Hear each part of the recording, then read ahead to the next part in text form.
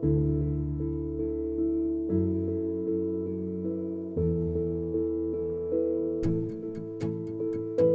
afternoon. We are delighted to welcome you to this webinar on Registered Apprenticeship and Early Childhood Education, presented in collaboration with the Council for Professional Recognition and the Early Childhood Workforce Connector. Today's webinar is part of a series dedicated to highlighting registered apprenticeship programs in the field of early childhood education. This underscores our commitment to providing knowledge and resources for professional growth in this field. We have a quick few bits of housekeeping items. First, to turn on closed captions, click the three dots labeled as More in the bottom right corner and select Enable Live Transcript from the menu. All participants are muted upon entry. There will be an opportunity at the end of the presentations for Q&A. You are welcome to unmute and ask your questions at that time. We also have team members monitoring the chat and the Q&A sections, so you can pop your questions in there throughout the presentation. The slide deck will be shared following this presentation, and a recording will be available on our CAN network. Let's dive in. Now, first, let's get to know our presenters. I'm Haley Brush, the Public Policy and Advocacy Manager here at the Council for Professional Recognition. I started my career in early childhood systems building at the local level, first in Philadelphia and then in DC, where I focused on providing technical assistance and emergency funding supports before joining the Council. Here, I lead our policy efforts, including coordinating our federal and state strategy, policy-related communications, and our advocate engagement. Marjorie Cohen, the project manager for the Early Childhood Workforce Connector, has over 20 years of experience in education and workforce development policy and research, technical assistance, program management, and project leadership. Marjorie supports early childhood education providers, in-demand sector employers, secondary and post-secondary education institutions, state and local agencies, and other key stakeholders to provide high-quality registered apprenticeship programs for the ECE workforce. Really quickly, I'll share the agenda for today. First, we'll be discussing our partnership with the Early Childhood Workforce Connector and learn about their organization, and then we'll get into the details on what registered apprenticeship in early childhood education looks like and why the CDA is an excellent fit for this type of professional pathway, before ultimately closing with how you can explore the supports available from ECWC. Many of you here today may already be connected with the Council and our work, but I'd like to share a little bit about what we do to make sure everyone is on the same page. We administer the Child Development Associate, or CDA credential, which is the most widely recognized credential in early childhood education. It is nationally recognized, transferable, and competency-based. It is a key stepping stone on the path to career advancement in early childhood education. To be awarded the credential, candidates must complete an assessment process and demonstrate that they are able to put their knowledge of the CDA competency standards into practice in their daily work with children and families. Candidates can earn their credential in any of the settings that we offer: infant toddler, preschool, family childcare, home visiting, or military school age. Being awarded the CDA means a candidate is qualified to be a lead teacher in the classroom. The Council for Professional Recognition and the Early Childhood Workforce Connector have partnered to support credentialed career pathways for early childhood educators. Registered apprenticeship programs are an important investment in the early childhood workforce, providing high-quality professional learning and equitable compensation. This webinar series will explore how registered apprenticeships provide a professional development pathway to develop skills, advance and sustain successful careers, and strengthen the ECE workforce. The Council for Professional Recognition is a leader in credentialing early childhood educators worldwide. Together with the Early Childhood Workforce Connector, we are working toward advancing the careers of ECE professionals through the CDA and U.S. Department of Labor credentialing. We will host these monthly webinar sessions leading up to the 2024 Early Educators Leadership Conference, or EELC, in Washington, D.C. in October. The Early Childhood Workforce Connector will be presenting alongside their partners to dive deeper into registered apprenticeship programs for ECE. And with that, I will hand it off to Marjorie. Thank you so much, Haley. So who is the Early Childhood Workforce Connector anyway? So we're one of two recently funded early childhood education registered apprenticeship industry intermediaries, and the Early Childhood Workforce Connector, or ECWC, as you'll hear me say, promotes developing, launching, and expanding high-quality registered apprenticeship programs to support and sustain a diverse, inclusive, well-qualified, and well-compensated early childhood education workforce. ECERA programs with high-quality, accessible, supportive, and equitable early childhood program employers lift the entire community and the local workforce. A strong, inclusive, and robust early childhood ecosystem contributes to the health and well-being of young children and their families, as well as the broader economy. As a U.S. Department of Labor-funded ECE intermediary, ECWC provides customized technical assistance, including help with the curriculum development, outreach and recruitment, mentor training, and accessing available funding, and so much more.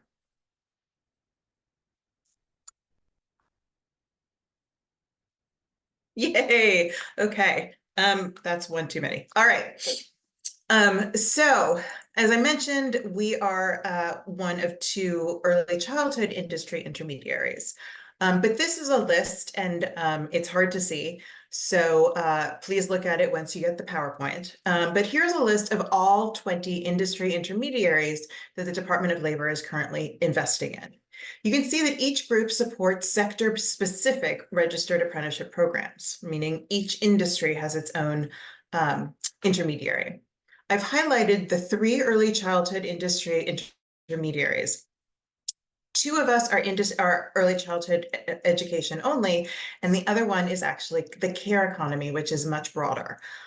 So as you can see, District 1199C, which is the care economy, and ECEPS are our partners also working to support early childhood education workforce. This shows the enormous support and investment from U.S. Department of Labor to support early childhood education as an emerging industry in registered apprenticeship. We are honored to be doing this work and to be speaking with you today.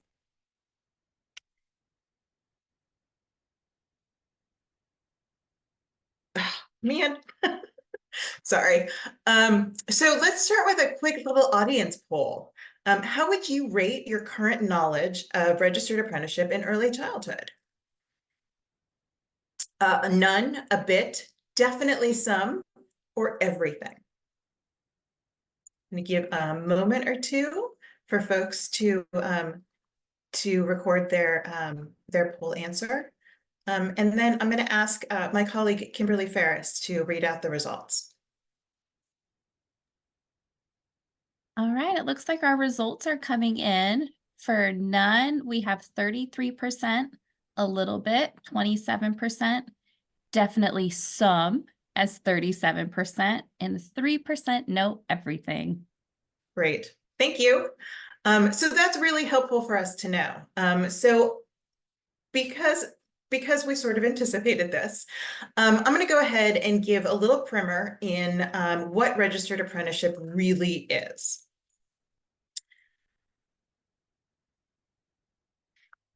If I could make this go. Aha. Sorry. So let's start with basically what is registered apprenticeship. So registered apprenticeship, as you can see, is an industry-driven, high-quality career pathway where employers can develop and prepare their future workforce, and individuals can obtain paid work experience, classroom instruction, and a portable, nationally recognized credential. Okay, but what does all of that mean? So let's break it down a little bit. So let's look at the main components. So registered apprenticeship is a structured Department of Labor approved training model. One of its core goals is to achieve diversity, equity, inclusion, and accessibility in the workforce. And these are the 5 main components, right? So the first one is it's an earn while you learn model. Apprenticeship is a job. Apprenticeship is not just training, it's a paid job opportunity. And apprentices receive compensation for their work while gaining valuable experience. The second component is on-the-job professional learning.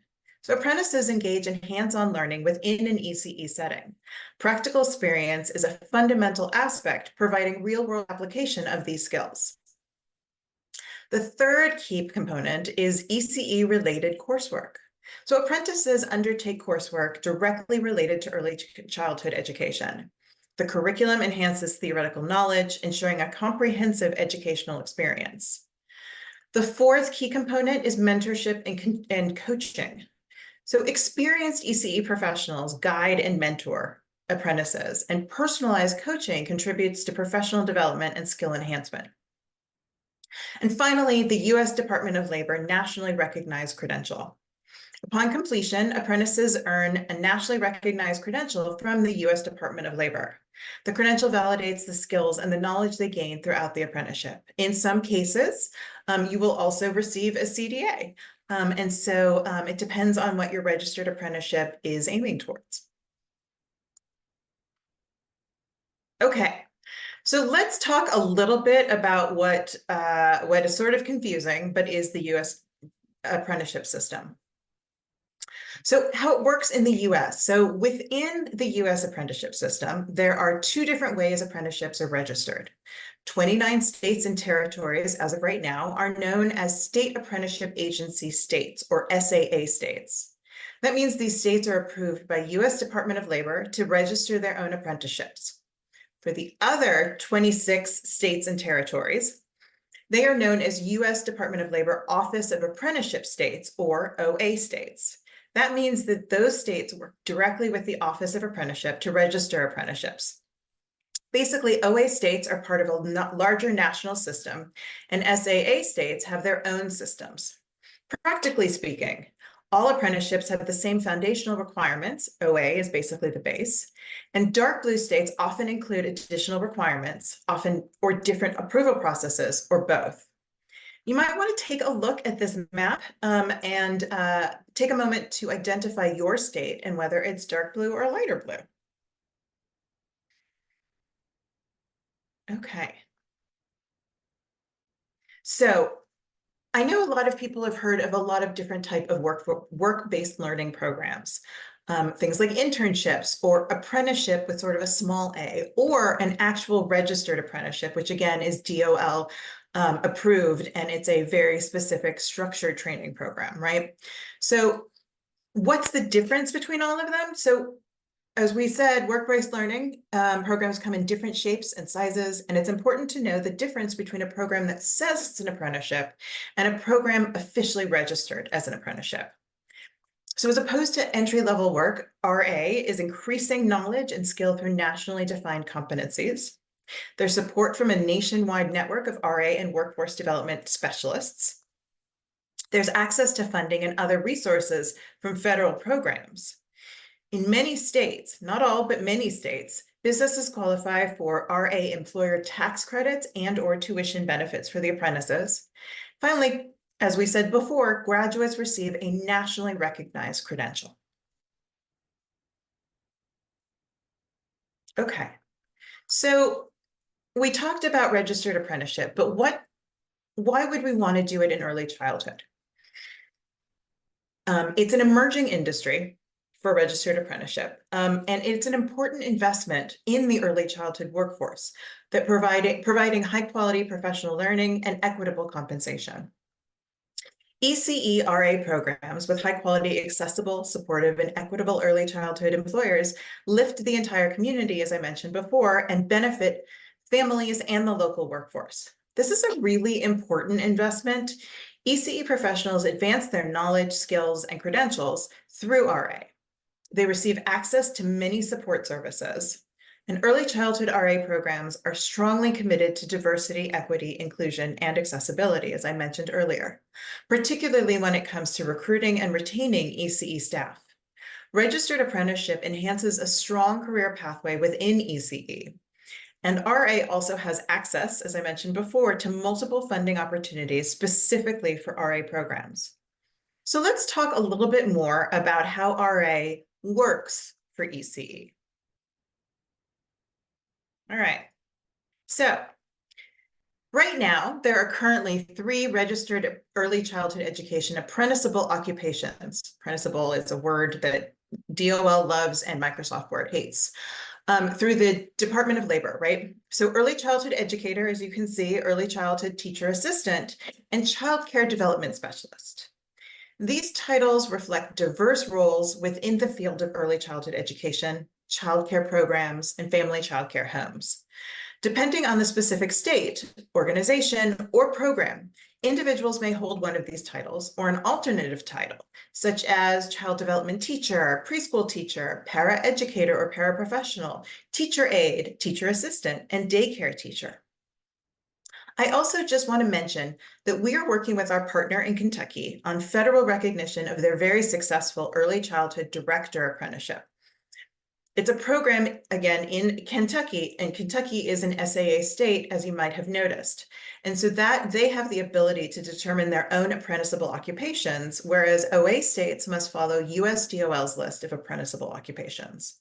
Our team can explore other occupations within early childhood education that have yet to be registered and work toward federal recognition of these essential positions in ECE, much like we're doing right now with Kentucky.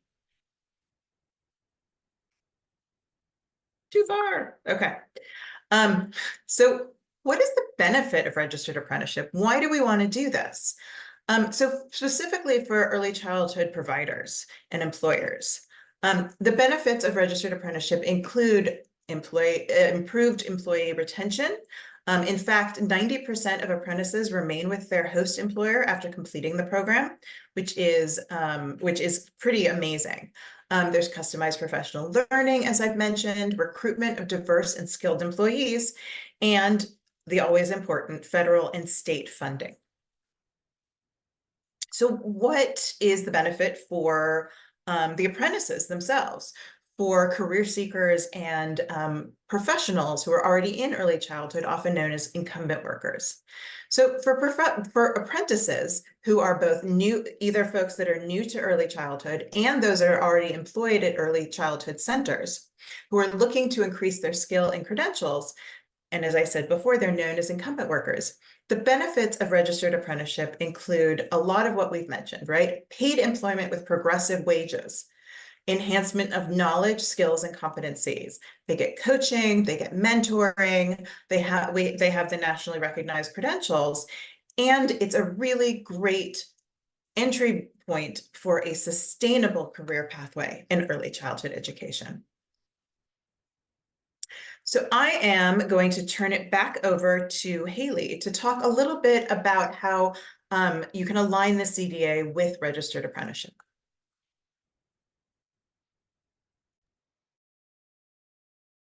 Hi, everybody. So even though both adult and youth apprenticeship and early childhood are still considered relatively new occupations to the long-standing apprenticeship model, ECE is a popular choice for apprentices. Department of Labor data indicates that from 2010 to 2020, childcare was the third most popular occupation for female youth apprentices, and it is growing rapidly in popularity for apprenticeship programs for adults too.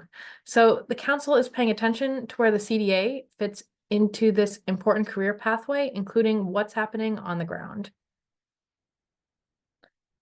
So now that we've talked about the core elements of an apprenticeship program, it's important to understand how the process for earning your CDA maps onto these elements.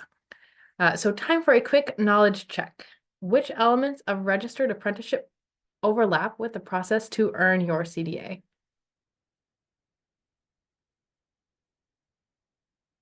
Kimberly, do you have those results? Yes, I do. So we have 60% for earn while you learn. 74% said on-the-job professional learning. 72% said ECE-related coursework. 54% said mentorship and coaching, and 69% for nationally recognized credential. Yeah, so a lot of you got it right. The correct answer is actually 1, 2, 3, and 5. The earn while you learn model incorporating on-the-job professional learning is not new to early childhood. In fact, it's really just putting a name to what early educators across the country are already doing. And in fact, more than a name, a real framework. And those early educators are serving in classrooms while working to further their own training and credentials, including the CDA. Peers are also an important part of the process. While mentorship is not a requirement of the CDA, many programs supporting CDA candidates do incorporate it into their model because they've seen that it makes a big difference in candidate retention and success. As we've established, successful completion of an apprenticeship program requires that the apprentice exit with a national and industry recognized credential. One of the many advantages of apprenticeship is that it is flexible and can be molded to community needs. This flexibility means that the CDA can be earned at any point along the pathway to program completion. In fact, because the work hours component of the CDA is 480 hours, while apprenticeships require more, typically about 2,000 hours, many programs do incorporate the CDA at an earlier phase. These programs recognize that the CDA, which is deeply based in the competencies critical to success in the classroom, is the best first step for any early educator. Their role then becomes to help apprentices reach even further, which can look like earning an associate or bachelor's degree or other possibilities that meet their community's needs. And I will hand it back to Marjorie. Thank you so much, Haley. To build on what Haley was saying, I want to take a little deeper dive, assuming I can make the slides do what I want.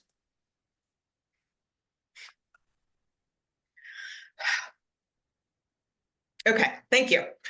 Sorry. So I want to take a little deeper dive into how registered apprenticeship standards actually align with CDA subject areas. So the CDA, as you can see, aligns with registered apprenticeship to enhance credentialed ECE career pathways. We wanted to provide you with a visual representation of how registered apprenticeship standards align. And as you can see, the bolded titles with the little icons are the 8 CDA subject areas. The bullet points underneath the bolded titles are the related competencies that are approved by the U.S. Department of Labor. And as it turns out, there are no competencies that are approved by DOL that do not align with the CDA subject areas, which is a complicated way of saying it all fits. And as you can see, there's all kinds of connections and requirements that the CDA and registered apprenticeship standards have. All right, so let's dig just a little bit deeper.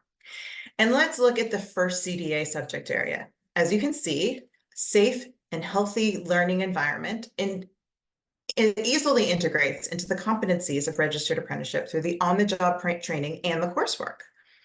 They address everything from providing the basic needs of children to planning educational activities, arranging childcare or settings to ensure physical safety, of course, assisting children with special education needs, and setting up appropriate classroom materials and planning experiential learning activities. There is, again, a very, very close overlap here, which makes the CDA an ideal part of registered apprenticeship for early childhood educators. So let's move to our next poll. So could you or your current staff benefit from a credentialed career pathway incorporating the CDA and registered apprenticeship? Your choices are no, not really sure yet, yes, totally. And then the final one is yes, but what support is available to help me make this happen? All right. Kimberly, do we have the results? We do. We have 1% saying no, not really, 17% saying not sure yet, 32% for yes, totally, and 50% for yes, but what support is available to help make this happen? Well, I am so glad you asked that question that was written on the audience poll. So let's talk about what kind of support and assistance there is. There we go. So here is where we start learning about the support and assistance available for registered apprenticeship in early childhood from us, the Early Childhood Workforce Connector. So ECWC offers a comprehensive range of support and assistance to help make starting new or expanding on current registered apprenticeship programs easier for those involved. our staff can meet teams where they are and in the process and customize and follow the following services based on their needs. Again, the important thing to know is that we will meet you where you are in the process. So ECWC supports the development of new early childhood education registered apprenticeship programs and the expansion of existing programs. We assist in outreach and education through customized presentations like this, education materials, marketing templates, and assistance fostering connections to support RA. Our team can assess and align professional learning programs with RA requirements and practices, and including ECE coursework and mentorship materials. We offer innovative apprentice recruitment materials and strategies, and we can assist programs in exploring and utilizing multiple funding streams to support apprentice success and program sustainability. And all of our support and assistance comes at no cost to you, because again, we are funded by the U.S. Department of Labor to make things much easier for folks to stand up, launch, implement, and expand registered apprenticeship. So let's think about this from a slightly different perspective. So as our name suggests, one of our services is helping to facilitate connection to partners who make these programs happen. Here's an example of who needs to be at your table. So registered apprenticeships require collaboration across sectors, agencies, and partners. You will see there that that's both, there's a state and territory early childhood education agency, as well as state and local apprenticeship agencies. And then there's the early childhood education employers and providers. And then at the very bottom, because somebody had to be at the bottom, is the public workforce system. So the early childhood workforce connector can help bring all the necessary partners to the table and make sure everyone's on the same page and aiming for the same goal, which is, as I've mentioned before, a diverse, inclusive, well-qualified, and well-compensated early childhood workforce. If you have more questions about the public workforce system, you can join us in a month and March 14th for the next webinar in the series. So again, we're connectors, right? So how do we help you make these important connections? So we help early childhood providers to assist with ECE-RA program development, registration, and implementation. We connect with state and local government agencies to support ECE-RA initiatives, including recruitment strategies. We connect with state and local government agencies. That is what I just said. Let's try this again. We connect with employers, there we go, to develop high quality and flexible childcare systems for their employees. We connect with education institutions to advance high quality professional development for ECE professionals. And of course, we connect with career seekers, including those incumbent workers I mentioned before, to enhance their pathway into an incredible career in ECE. Now I'm going to turn it back over to Haley to facilitate our Q&A time.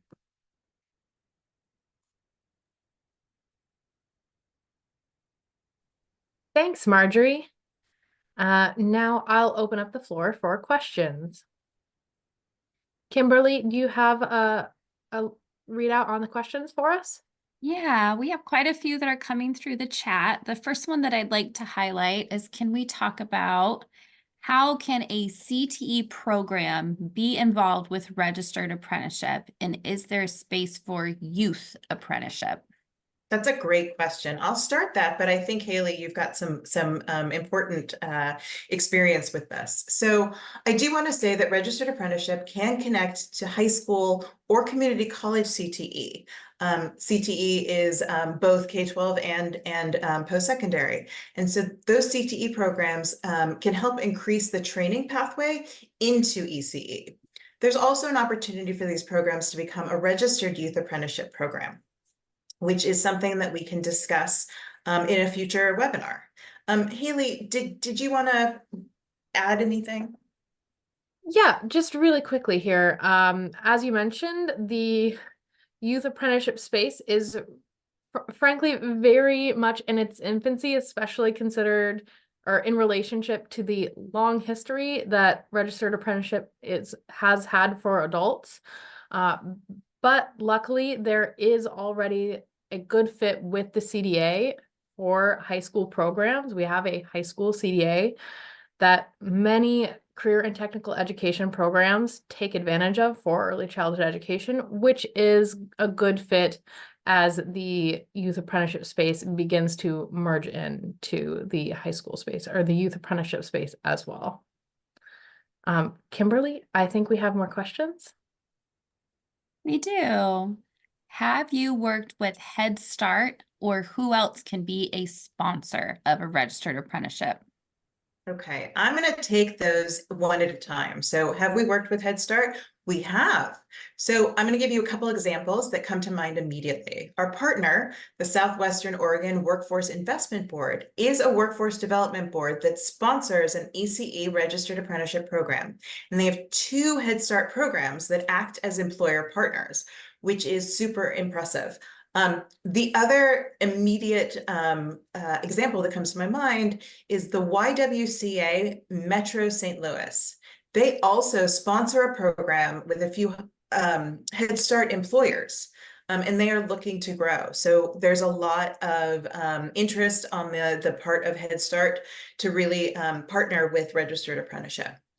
So the second question is, who can be a sponsor? And that's a really good question. So there are actually multiple types of groups that can be a sponsor for a registered apprenticeship program.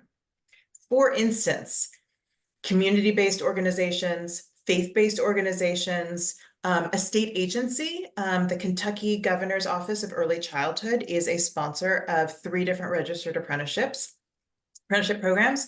A child care referral resource and referral center can be a really good sponsor. We know that there is the Ohio Child Care Resource and Referral Center or association, I think they go by OCRA, is a new sponsor for registered apprenticeship in ECE. And as I mentioned before, so if you think about community-based organizations, a lot of times they have a lot of potential to be a backbone organization. And so one of the CBOs that we are currently working with is in the Quad Cities in Illinois and Iowa. And it's called SAL Community Services. And it is a sponsor for an apprenticeship in early childhood, which has been really fun to see and work with. Kimberly, are there others? Yeah. Are post-secondary institutions the only option for providing training in this program, or are state registered and approved training agencies also accepted? So that's a great question. And post-secondary institutions are absolutely not the only ones. Yes, universities and community colleges are probably the majority of the related training providers, but there are others. For instance, like I mentioned just now, in Ohio, the Child Care Resource and Referral Center is not only the sponsor of the registered apprenticeship, but is the professional development training provider. And so that's perfectly reasonable. There are some online training providers, which could be helpful, particularly for rural locations. And there are a couple of providers that I know off the top of my head. There's Teaching Strategies, there's Pro Solutions. There are plenty of them out there. And if you're interested in online training, that's something that we could definitely help with. And then actually, so there is a potential for a child care provider to have in-house instruction. So we are working with Educare in Washington, D.C., and they have their own professional development training that they've developed for their staff. And so they can continue to provide that as related training instruction providers. So that's just a small snapshot, but yeah, so post-secondary institutions are not the only ones who can provide related training. Thank you. Kimberly? Yeah, I have another question here. For the states that have grants or to increase wages for a period of time, how are centers supposed to continue paying the higher wages going forward? So that's a really, really big question. And it's something that we get a lot. I think one of the things I would say is that it depends, right? It depends on the kinds of funding that your state has. It depends on the type of funders that your state has. So I will say that it really, really varies by state. But there are multiple funding streams that can be blended, braided, and layered that can help support wages. And before I go too far into this, I do want to let you know that we are going to discuss just this topic along with other funding information in our webinar in April. So the next one is on workforce development boards. After that is going to be funding. And so I encourage you to register for that, where we will be able to do a really deep dive on how we can support wages. That was wonderful. I think we have time for one more question. And this one is, how do related training providers start an apprenticeship program? That's a great question. So on one hand, I would say that like one of the previous questions, related training providers, like particularly like CBOs or universities or community colleges, can absolutely be sponsors. One of the things, however, to think about is to take a little step back and to think about related training providers as this essential part of registered apprenticeship. They can provide the ECE coursework and sponsor a program to support employer childcare providers, but they don't have to. A lot of times what they need to do is connect with an employer or a sponsor that's already sponsoring a registered apprenticeship program. And that's something that we can help facilitate those partnerships, either to connect to an already happening registered apprenticeship in ECE, or to other people, other organizations that might be interested in going with you as a related training provider into registered apprenticeship sponsorship.